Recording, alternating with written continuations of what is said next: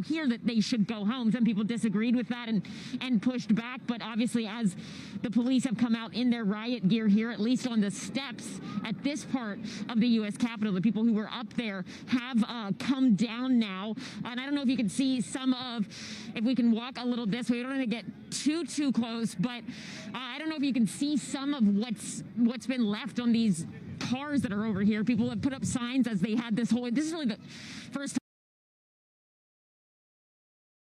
this area has kind of been cleared out today, but you can see some of the signs on the cars back there saying things like Pelosi is Satan. People have been standing on top of that car, that armored vehicle in the middle for most of the day. They have now come down though, and it seems like perhaps Capitol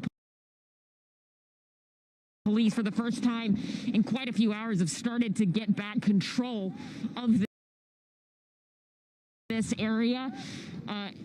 And for now, they're standing up there. Some people you can see standing in front of them with the join or die flag, not leaving entirely, but they have backed them down from up near the front of the door where they had been for so many hours now. Savannah?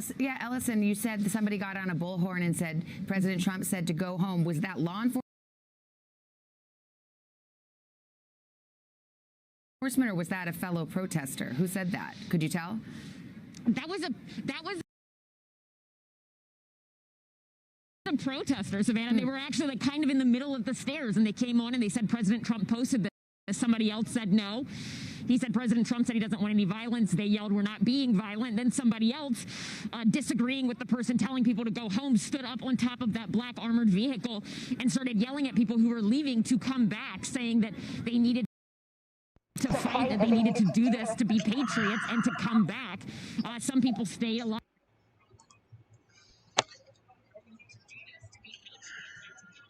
A lot of people, though, dispersed, but it was interesting to see because they kind of went back and forth within their own group.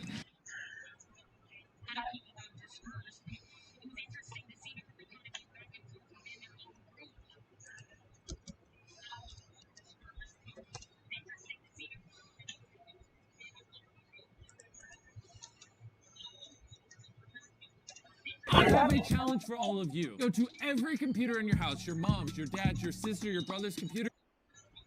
When I say all options are on the table, I mean all options should be. This is, it's honestly sad. This is representing what Capitol Police escorted the speaker from the chair. 2 minutes. The Capitol Police then announced, came on the House floor and announced that the doors had been locked in the chamber and everybody should stay in place.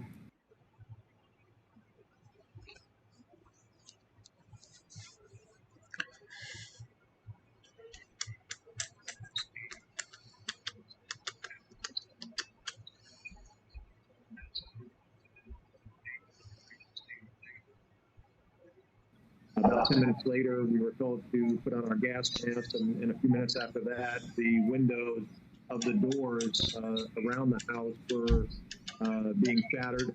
It was hard to tell whether it was gunfire at first or whether it was just a glass breaking, and it appears now that it was just glass breaking. And a bunch of us got heavy furniture and started barricading the doors to help the Capitol Police. Soon after that, probably about 15 minutes, we were told.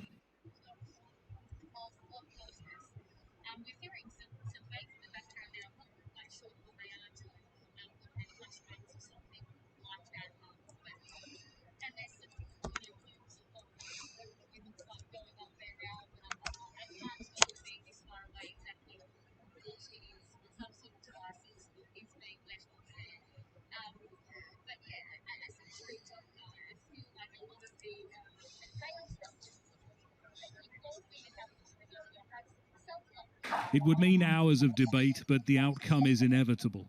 And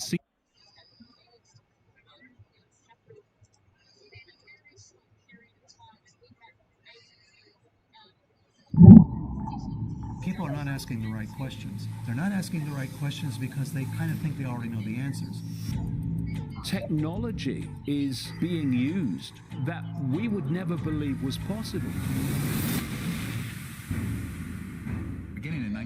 before gravity control was mastered. Nazi Germany, they were developing flying saucer technology using anti-gravity. With the reverse engineering of extraterrestrial vehicles, we'd figured out zero-point energy. If that were to come out, it would be the end of oil, coal, nuclear power, all of it. Interstellar civilizations can be all around us and shifted beyond the speed of light and can just pop in. It is this wedge-shaped object in Saturn's rings, which actually has been giving off signals for 25 or 30 years. And now it appears that a whole bunch of these moons might actually have liquid water below their visible surfaces. Now, this is really interesting because when you have water, you probably have life. We have to break out of this perceptual prison. We have been manipulated, and if we don't change that, this will continue.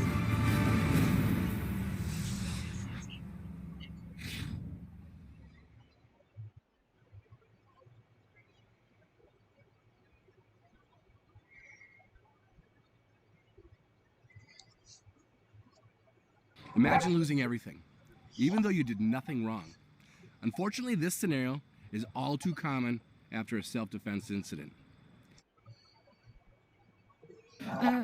Storming the building and getting into the chambers, members of Congress having to be evacuated and given gas masks. There is a standoff at the moment now between police and remaining protesters, some who've been shouting things like traitors and Trump won. It has definitely calmed down here. It's really down to just a few hundred hardcore protesters that are left, but there were thousands here until around half an hour ago. It has calmed down here, but of course it has been surreal scenes here today. One improvised explosive device, at least one, has been found and rendered safe in the grounds of the Capitol. And of course, as we know, one person was shot by law enforcement, but absolutely surreal scenes here at one of the most iconic buildings in America, to see it engulfed in chaos like that. And as we saw from President Trump, not only today at his rally, but for months now, when you're president of the United States, words matter. Sally, there on Capitol Hill, thank you very much for that. Well, you might say the seeds of what happened today were sown on Election Day just over 2 months ago, but perhaps it happened far longer ago when a maverick outsider candidate became president of the United States.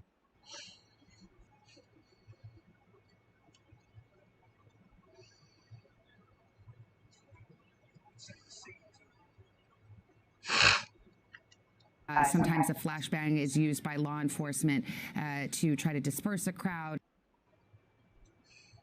It's obviously one of the tactics in their tool belt, and it seems we saw the FBI SWAT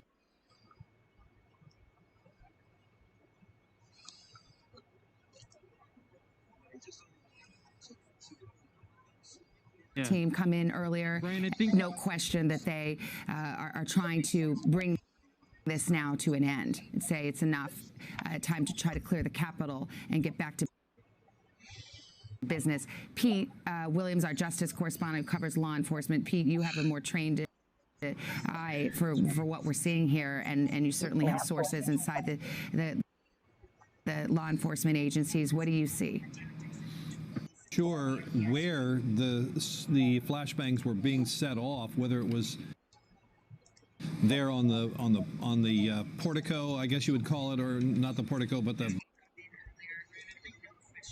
balcony or whatever that is outside the Capitol or inside, but there was certainly smoke that blew. It did appear to be a smoke grenade or a flashbang and not the deployment of a chemical irritant like tear gas. But you know, from this low vantage point, it's hard to tell whose it was. I assume it's law enforcement. The reason I'm somewhat unsure is that we've been told that several, possibly more than 2 improvised explosive devices have been found on the Capitol grounds. I would think if it was something like that, people would be scattering, and they're not. So that leads me to believe that it probably is law enforcement. And if the intent of it is to get people to move away, it's not having an immediate effect. But I think the other thing that's interesting in this picture is the number of law enforcement people now we're finally starting to see a definite show of force, a large deployment. All those yellow vests are, I assume, law enforcement, or at least people, official people that are trying to get that crowd moved out of there. So we're starting to see a much bigger deployment. We know that other law enforcement people are coming. They're coming from nearby states. We've just been told that the New Jersey State Police are now sending about 50 people. The FBI's there, the Secret Service there, Homeland Security. Just about every three-letter law enforcement organization in the D.C. area is there. And, you know, I think one of the questions is going to be why has it taken so long to get them there and to kind of coordinate how this is going to work? It does seem, Savannah, from all the pictures we've seen today, now people seems like they're definitely being pushed back. From all the pictures we've seen today, it does seem like the word had gone out early on to the people who were in the Capitol at the time, the law enforcement folks, the Capitol Police, Metro Police, to the extent that they were there, not to confront, not to have any violent confrontations, but to avoid that as much as possible. That should have seemed that way. I mean, Pete, when you saw people just streaming through Statuary Hall as though it were, you know, a high school tour, and no one stopping them, it definitely seemed that was a tactical decision. That's the picture earlier. Well, and you see that the Capitol policemen just sort of standing at the side, I guess, two of them waiting for instructions or something, but they may have well made the calculation that those two were not going to stop those people, and that there wasn't much they could do, and that but by letting them go through and letting them get into the building, of course, we now know what happened. And so there are going to be lots of questions about this. Some law enforcement people are already pointing to a letter that the mayor sent yesterday to the acting attorney general, to the acting secretary of defense, and the secretary of the army, saying, we have all we need for tomorrow. This was yesterday. We have worked with the Park Police, with the Capitol Police, with the Secret Service, and don't send any other federal law enforcement personnel in without checking with us first, because we don't want a situation where there are people deployed and we don't know who they are or who's in charge. So some of the federal officials are already saying, you know, they kept us at arm's length, and that's why it's taking so long to get these people out. Now, you know, we're going to have to wait and see how this all comes together, how that actually played out. This being Washington, Pete, we'll be sure there will be investigations, commissions, and tons of finger pointing and blame shifting, so we can look forward to that in the coming days. But at the moment, we're still in this crisis.